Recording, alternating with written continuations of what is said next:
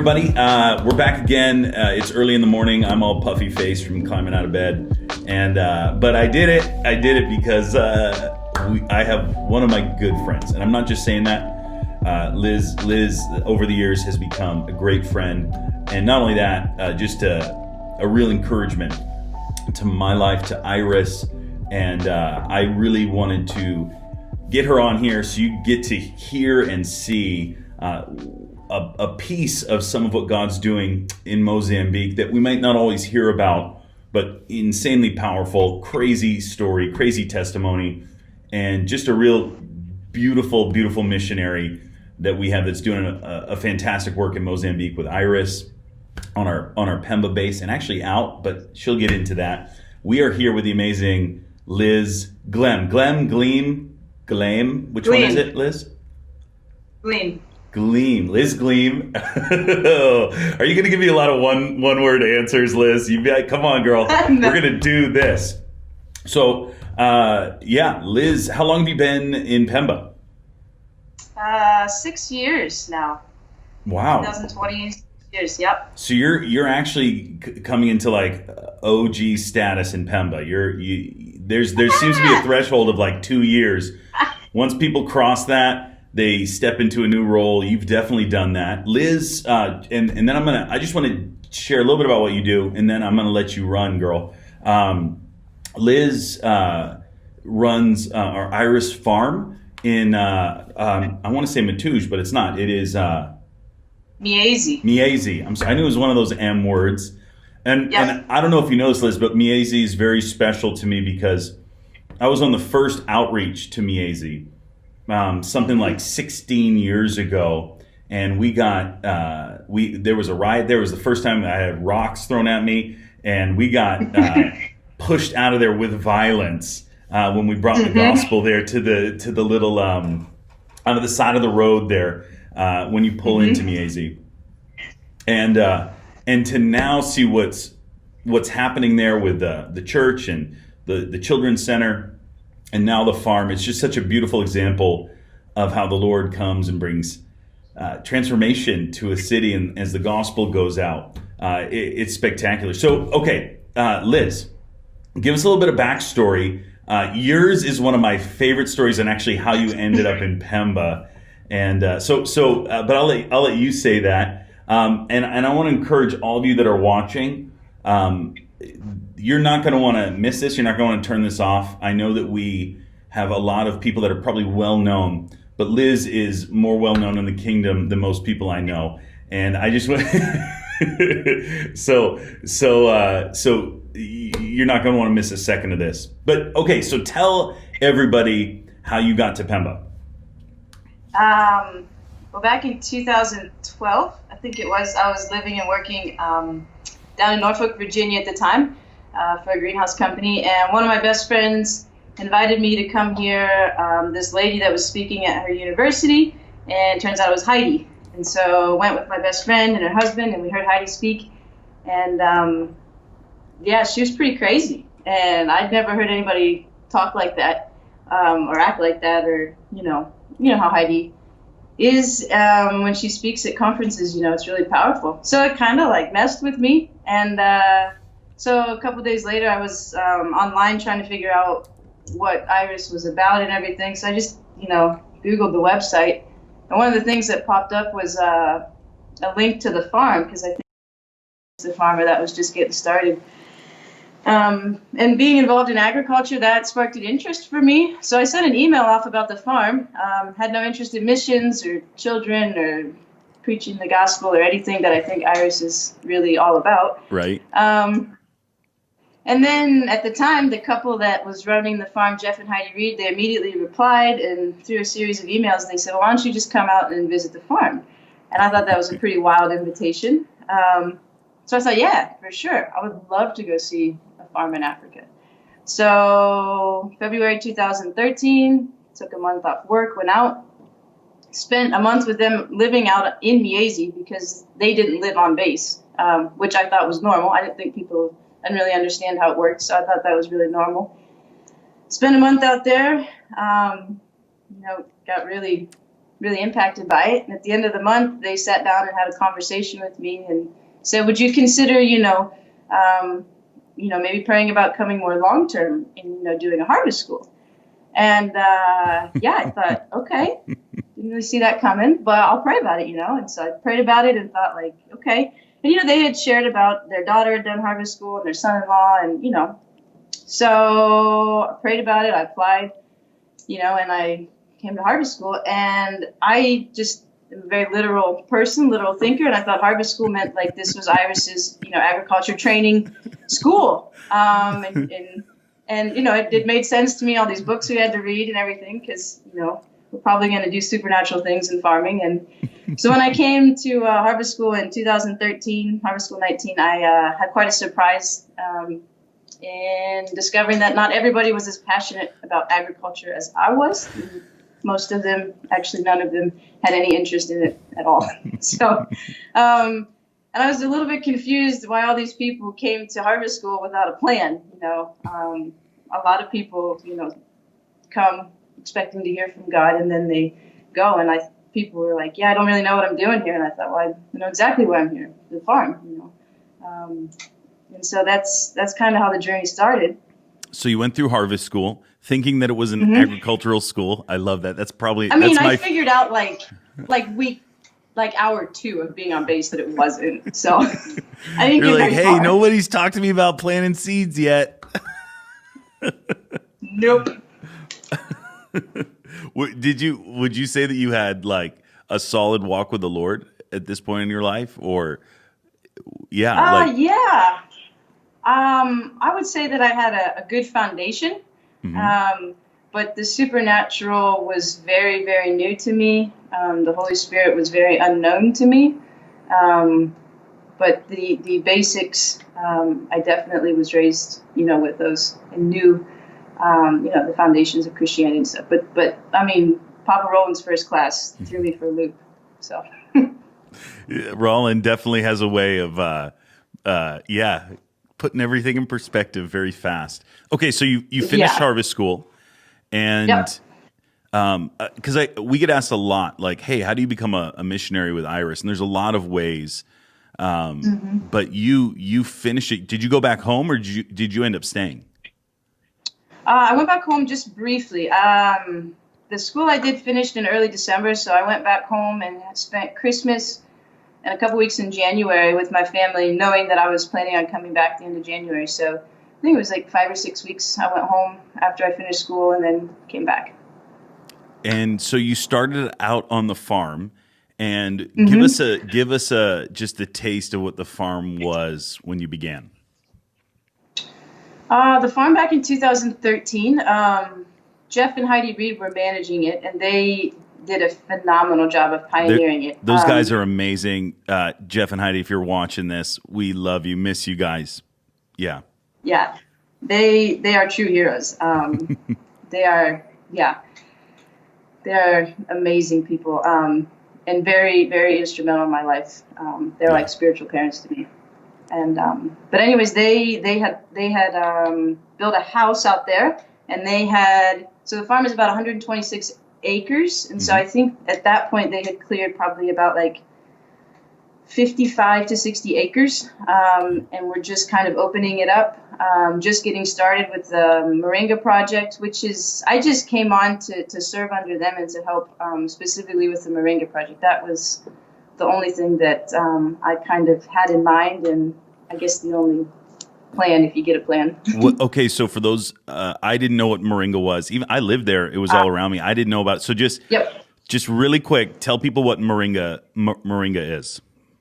It's a plant that grows naturally here in sub-Saharan Africa. It has super high amounts of nutrients, specifically protein, iron, vitamin C, and a whole bunch of other vitamins. So it's eaten in Matata, which is a very common national dish here. But also you can make a powder out of it, which has super amounts of nutrients. So we were going to get into start producing that. So. And Matapa. That's another Mozambican word. It is my favorite dish. I know everybody loves the chicken in Mozambique. No, for me, give me matapa all day long. I love that stuff. Rosalina's matapa is the best. Okay, so we're doing a bunch of inside stuff. I'll try to explain it to me. Okay, so Rosalina my wife and I, we were living in Mozambique.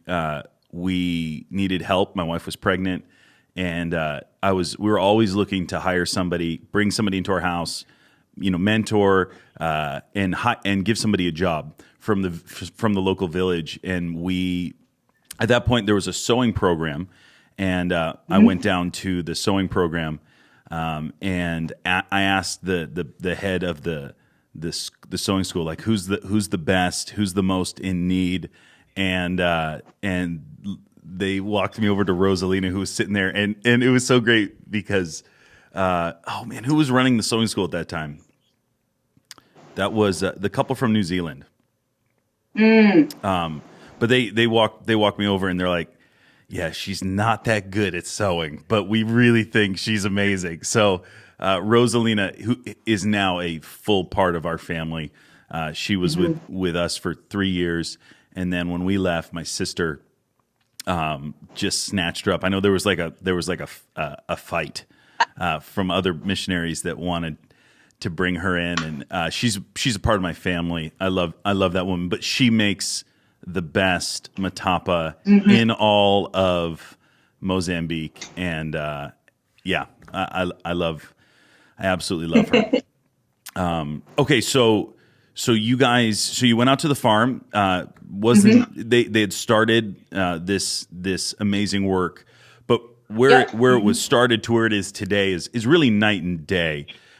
Just like pioneering anything, it takes time to break ground and plow, and but what you have done over the years is spectacular. So tell us where it is today and what you're doing on the farm. So right now we have 31 local Mozambicans that are employed. They have work contracts.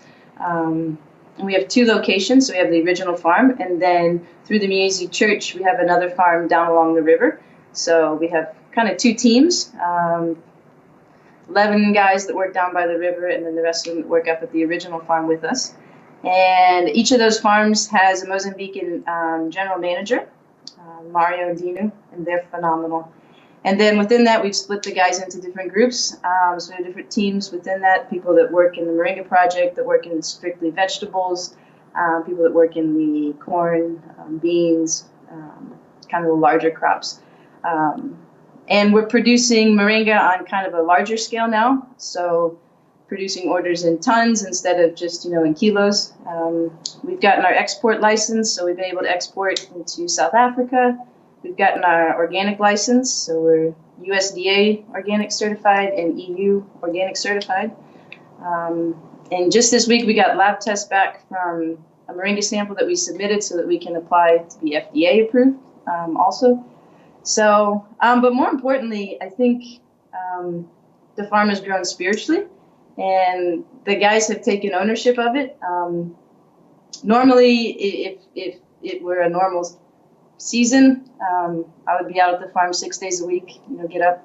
We start with prayer at 6 and work till 1 in the afternoon. But last year with the cyclones, I wasn't able to be at the farm very much, and then now this year, through the COVID stuff and some unrest in the area, I can't be there very much.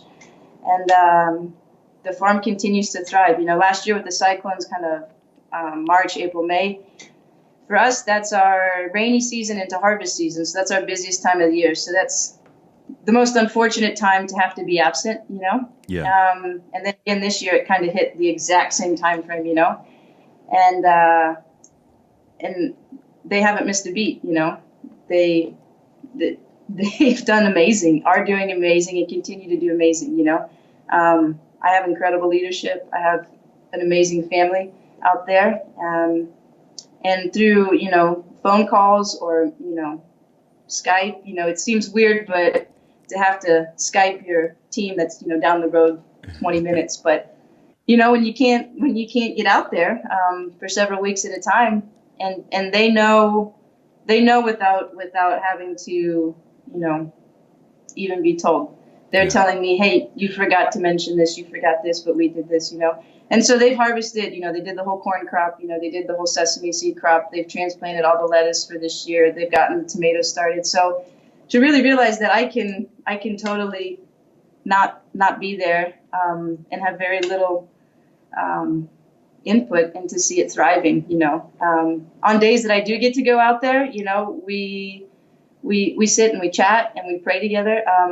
And they said, Mona Liz, we liked having you here, but we don't really need you. And that's the truth. And that's probably, as a missionary, one of the most honoring things that you can hear is we really love your presence, but we don't need it, you know?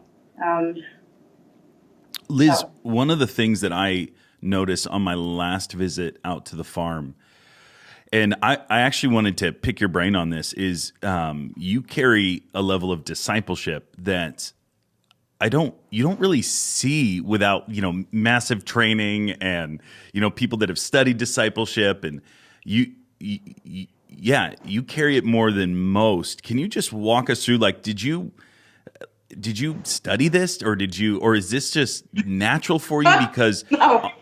tell me about that. Like, how do you go from being you said Virginia?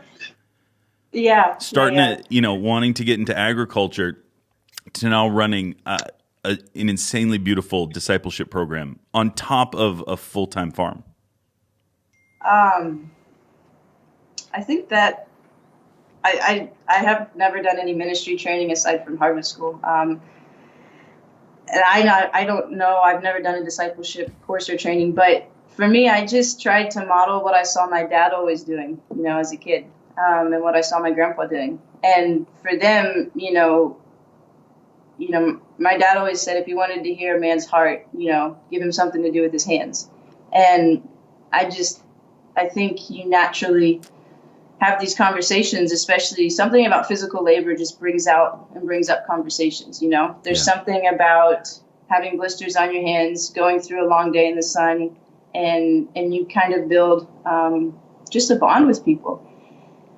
And so from that, we were already having real conversations. I didn't know any Portuguese or any Makua when I came there, and so that was a little bit of a hurdle. But as we worked through it, I thought, let's just take the couple words and phrases that we know. And so it just started with me having a conversation with my farm manager and hearing his heart, and then those conversations kind of picked up, and I thought, well, let's just read the Bible together and talk about it. And so we started doing that. And then, after I read for several months and kind of stumbled through some things, had my farm manager, Mario, he would do it. And I think my heart was always that I might give them some sort of a rough example that they could kind of follow.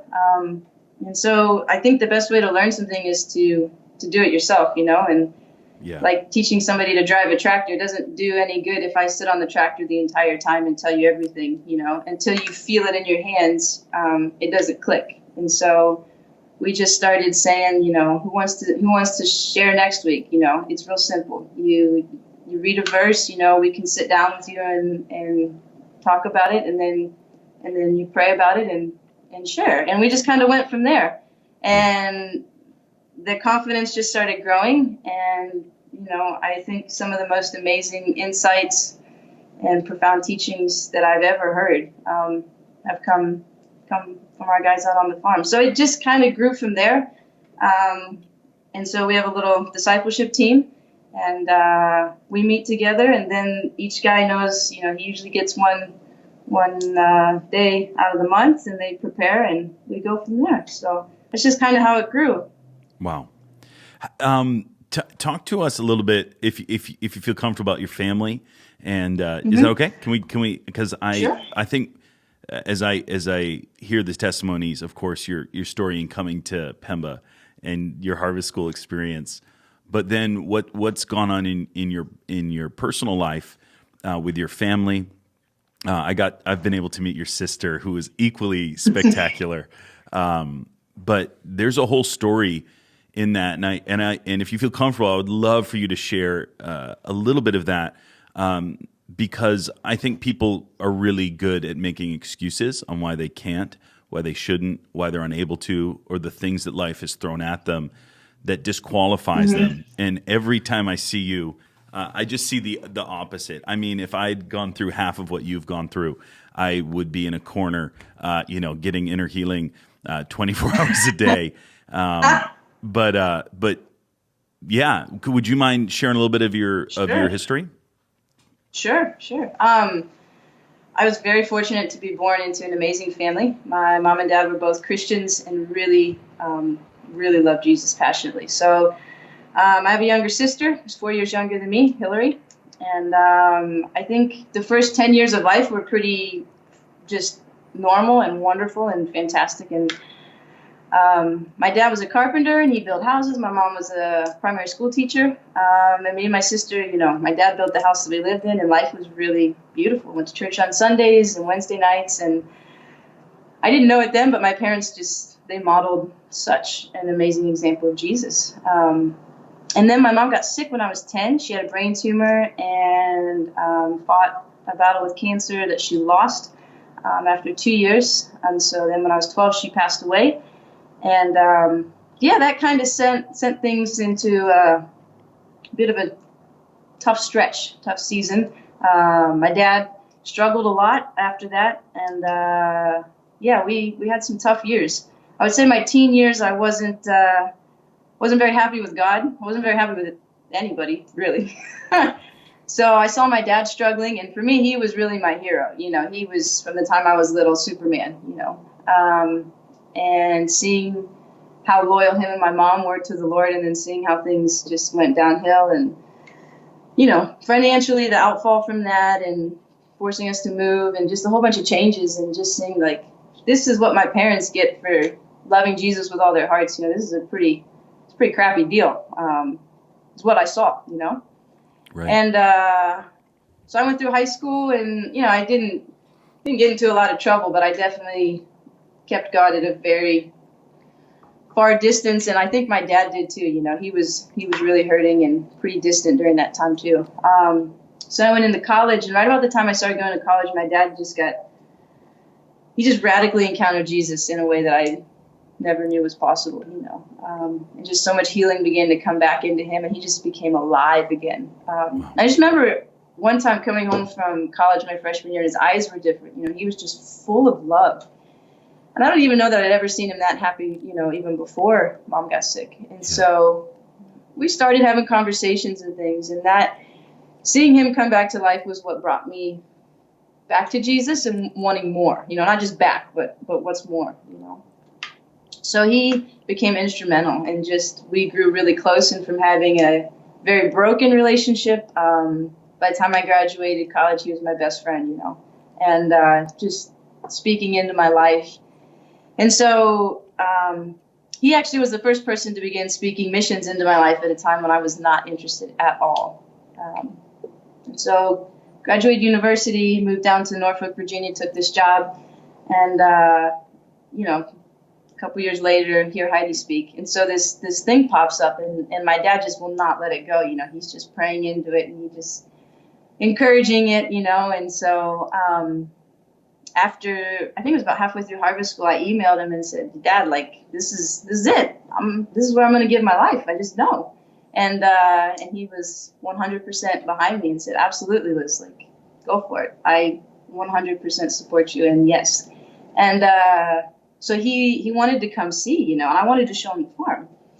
And so he had said, when you go back in January, I want to come for a month and just be out on the farm, work with you, see it, And for me, that was there's nothing I wanted more than for him to come and see, where I was going to be and launch into. So he came, and so this was 2014, and came the end of January. I was supposed to be there till the end of February, and first week, we were on the farm, and it was amazing, and incredible time together, conversations. And then at the end of the first week, he suddenly died.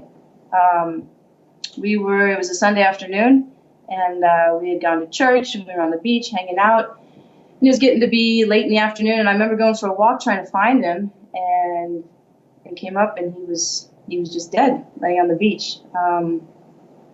I I don't know. I'll never know. And that doesn't matter, you know, whether we have answers we feel we're justified to or not doesn't bring us any peace. You know, Jesus brings us peace. But anyways, that was a fairly traumatic experience. And that kind of, for me at the time, was like, I'm done, you know, Right. I'm done with this, you know, this is it. Like I watched mom and dad, you know, love Jesus with all their hearts, and then boom, it all fell apart tragically. And then watched dad come back through this, you know, beautiful time of healing, and you know, decided that I wanted to give Jesus my whole heart. Had that, you know, all the goosebump feels and all the tingly words that you get in Harvestable that make you feel all happy about your destinies and everything. And then everything you see in front of you is the exact opposite of it. So he passed away here, and we buried him here.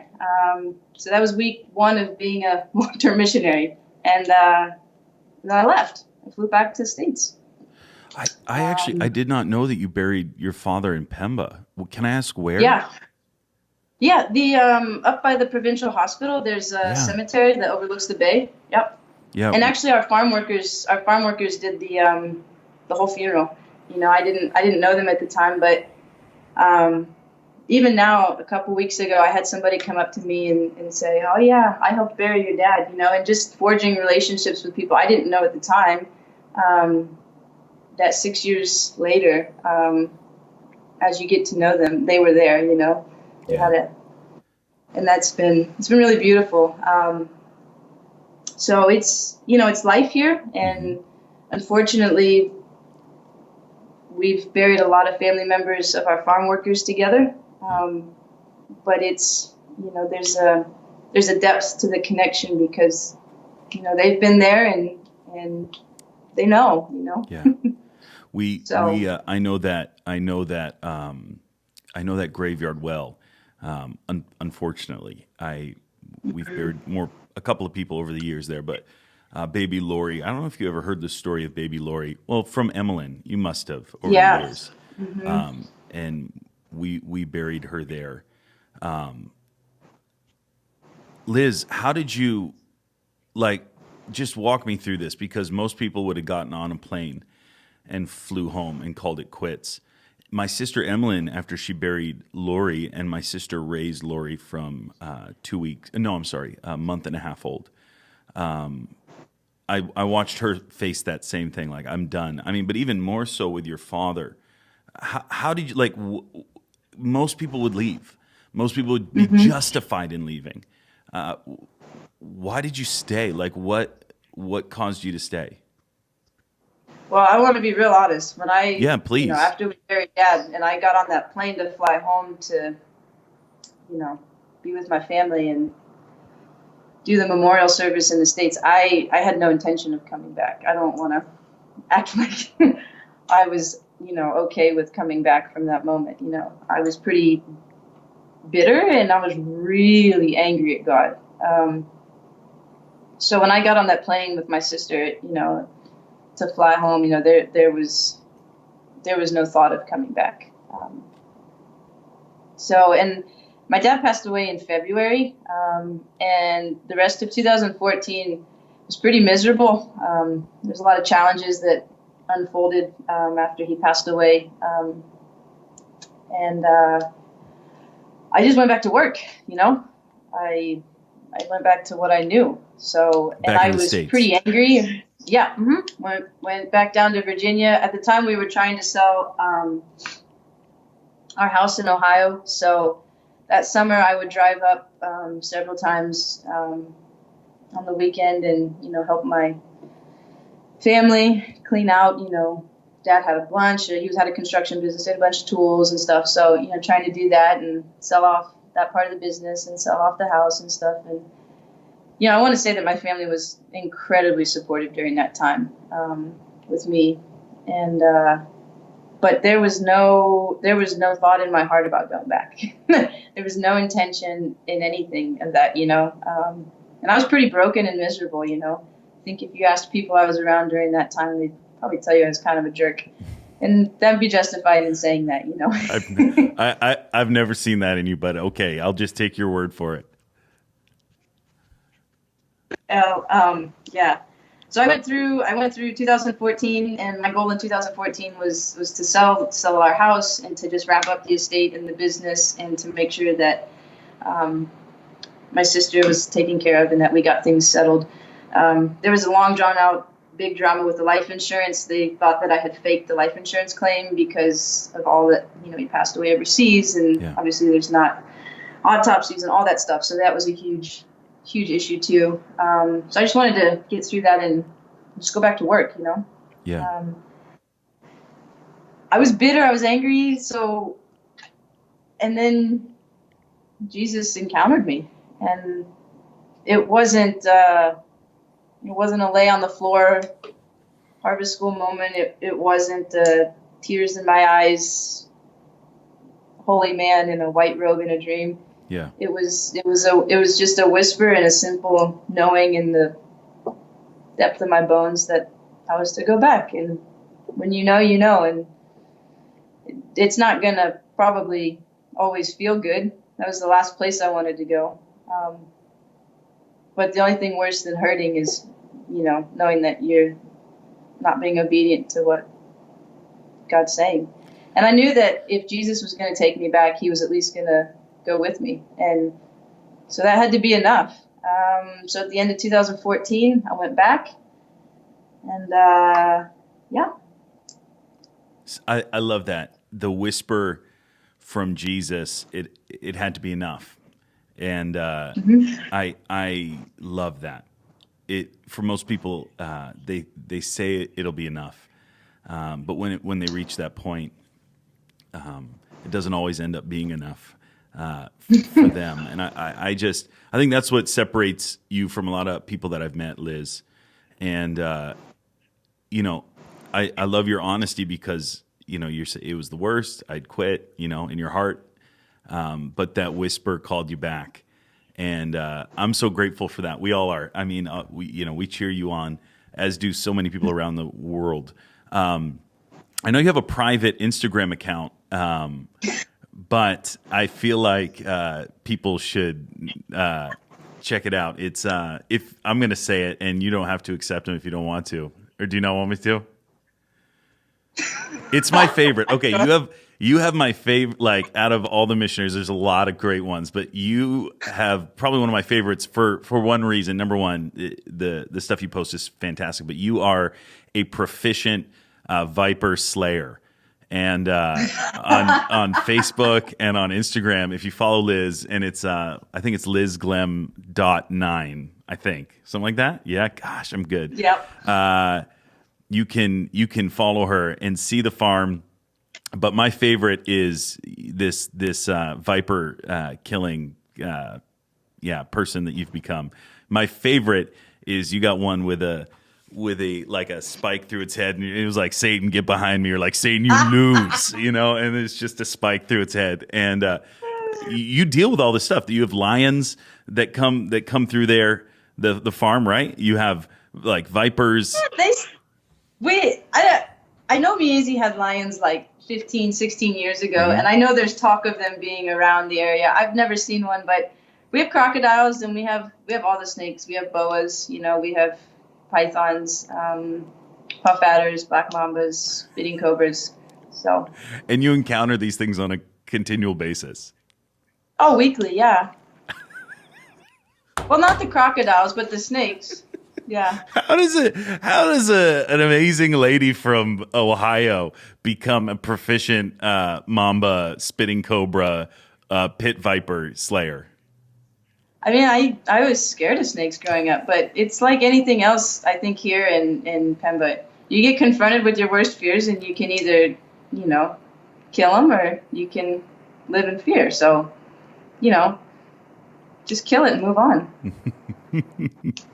So you got to check out Liz's Instagram and her Facebook if she'll let you. She hates the fact that I even mentioned that, but it's okay. It's my show. So just a couple more minutes if you don't mind, because I know it's really late in Pemba right now, and I want to let you get back to whatever you're doing.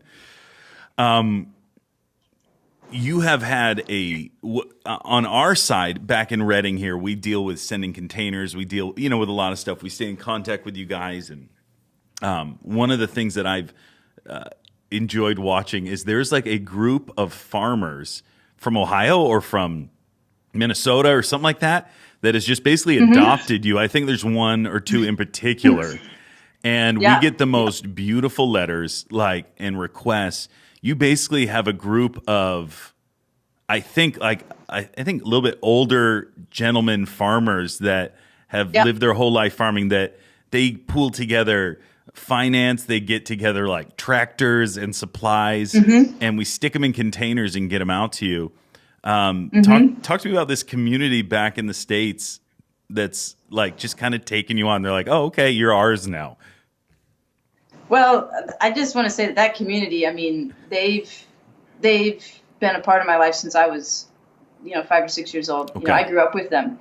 And I grew up in a small town in, central Ohio, based around agriculture. And so the gentleman that you're referring to, Don Lee and the other guys in the local community, that's how we live life, taking care of each other. So I grew up baling hay for them. I grew up crashing their tractors. I remember one time totally backing it into a grain bin. I grew up cutting grass, grew up doing FFA and 4-H with them. So these, I guess you could say, were my people before that was like a thing. And that's just how agriculture communities are. That's how small town is, But something really beautiful that I didn't learn till recently, Don in particular, who's been, just a huge part of my life and kind of my adopted father, his grandkids and I, we went through school together, and just, I've known the family forever. But the night before my dad was flying to Africa to come to Pemba with me, Don stopped by to see him late at night, and my dad was trying to, get some things wrapped up.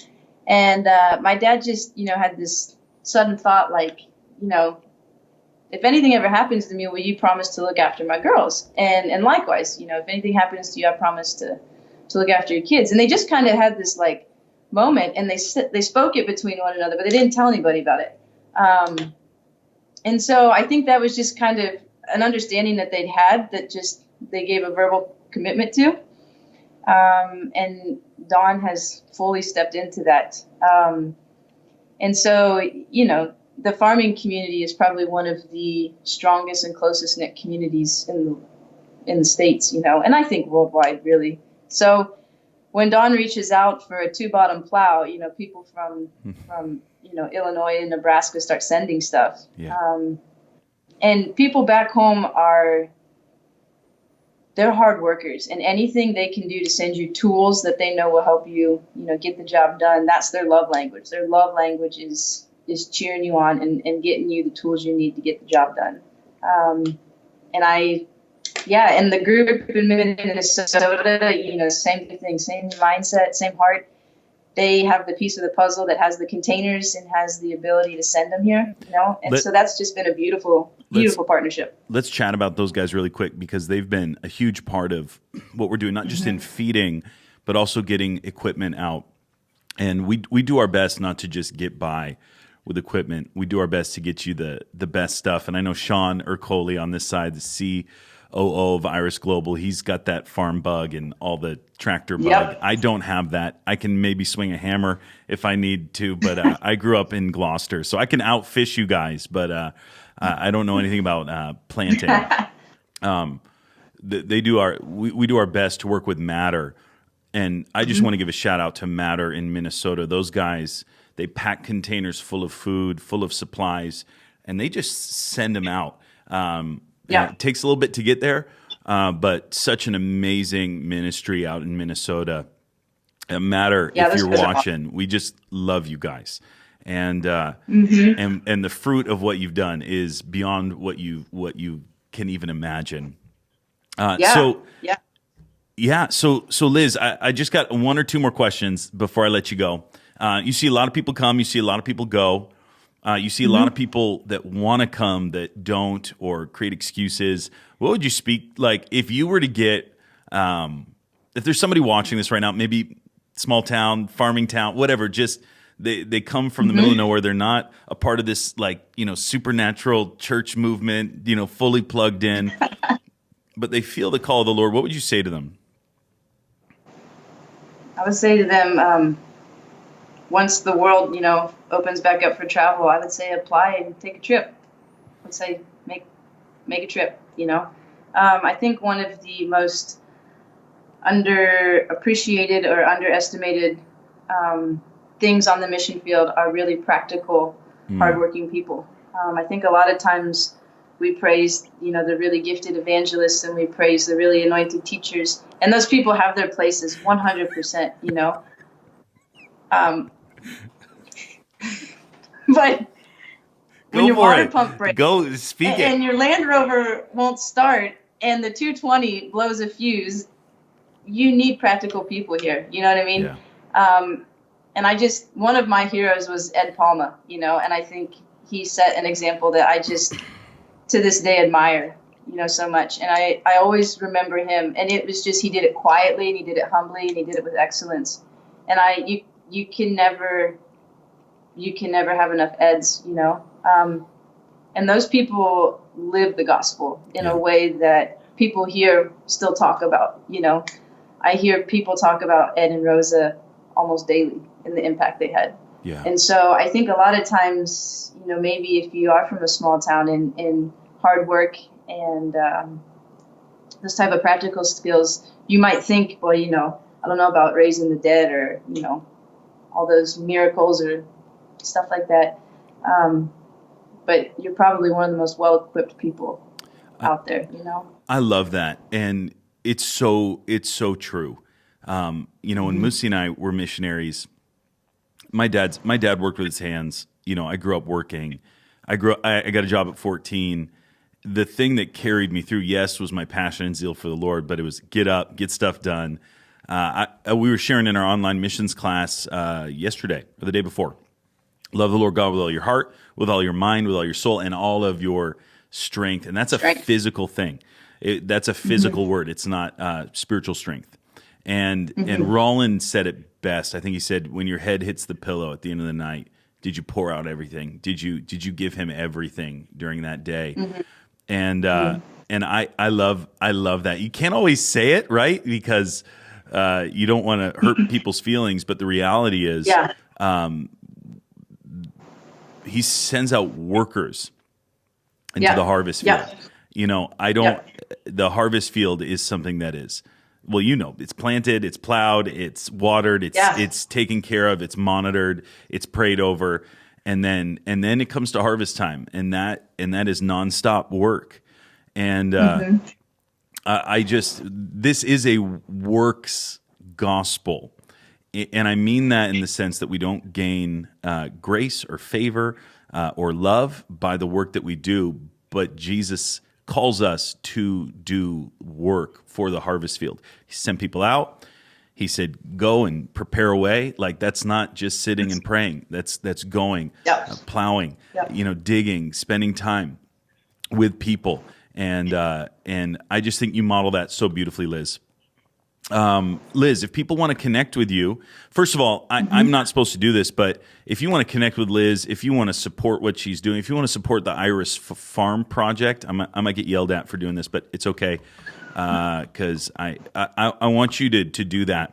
If you can go to our Iris Global website, irisglobal.org, there's some information there on the farm. If you feel led to be a part of it, there's some information on there.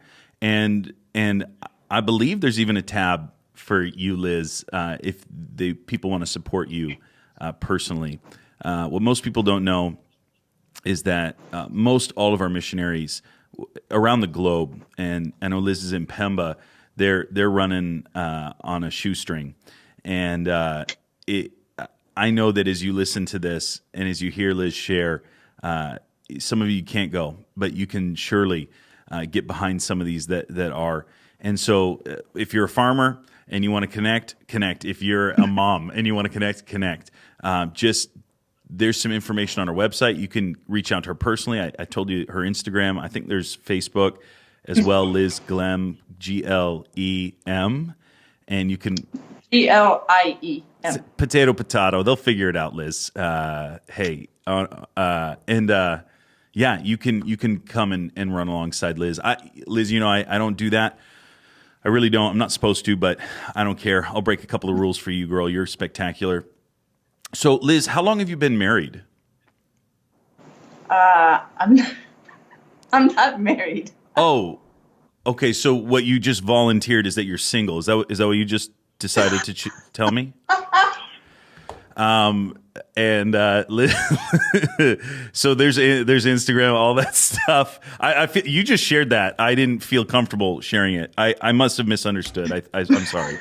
You must have been talking about the Lord when you shared that. Like, hey, I'm married. So I misunderstood. Great. And anything else you want to share, Liz? Oh my gosh. Anything on your heart? Anything on my heart? I'm just beyond thankful that I get to do what I do and be where I am right now. I can't think of anywhere else I would rather be, and I honestly mean that. So, when my wife went out to central Mozambique during the floods, or during the I want to say hurricane because I'm from Massachusetts and that's what we had, but the cyclone. She knew you a little bit, knew about you, but just fell in love with you and with Kelly. You both of you, I know you're really close. Kelly's our pilot. You guys model something that puts most people just to shame on a good day. You model love, passion for the Lord, hunger for the gospel, discipleship, and you're out there just kicking butt, chopping heads off snakes, and just loving the Lord with all your heart. We need more people like you, Liz. And I know you don't like being in the spotlight. It took me a long time just to get you on here, but I'm so grateful. I want the world to see, of course, what we're doing with Heidi and Roland. I get the spotlight just because I'm loud, but when I meet our missionaries, when I get to spend time, and for years I've known you and run with you, you guys are the true face and the hands and feet of Jesus on the ground with the poor, the sick, and the needy. And I'm so grateful to just take this moment to share you with the world. And Liz is going to be sharing at our online missions school. And by the time this gets out, you'll probably already have shared. But if you want to listen to that, just shoot us an email at Iris Global, and we'll try to get that session up so people get to hear the preach come out of you too, because you carry just a powerful message. Liz, thank you so much. Thank you, Will. Yeah, you're awesome. You're one of our heroes, and Wow. yeah, we're so grateful to be running alongside of you and just be back here from the States cheering you on. And the time that I get to come over and hang out, it's just the best. So, yeah. Yes. Love you, Liz. Yeah. Hey, can you do one thing before we close? Would you mind just praying Sure. for people that heard what you said? Maybe they're processing some stuff like, hey, I lost a lot of people, and I want to go, but I haven't. Will you just pray for those who are watching that Jesus would speak to them the same way, maybe that He spoke in that still small voice? Yeah. Yeah. Absolutely.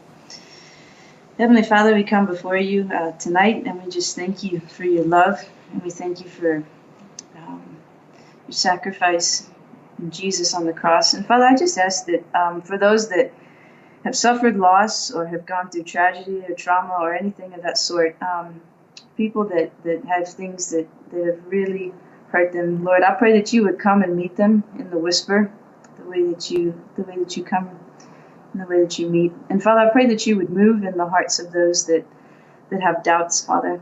And I pray that you would bring your peace and your love and your joy deep within them.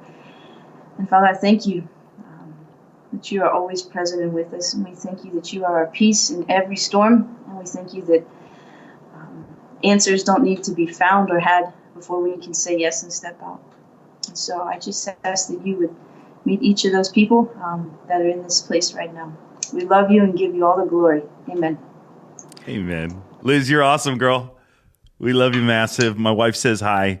And Hi, Moosey. and yeah, we'll talk later.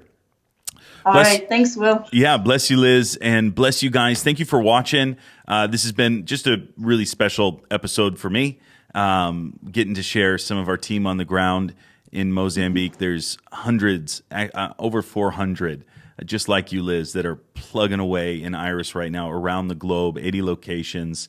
I'm going to do my best to share some more of their stories over this next coming season. And I want to ask you, if it bless you in YouTube, just put a comment below. Let people know. Let Liz know what you think, and share this. We do this because we love you guys. We want to get as much of the beauty of the gospel and this beautiful body of Christ, brothers and sisters in the Lord, out there to encourage you. And if this did bless you, share it with somebody, and we will see you on the next Iris Global Green Room. Yeah, quarantine edition. Love you guys. Bless you. We'll talk to you later.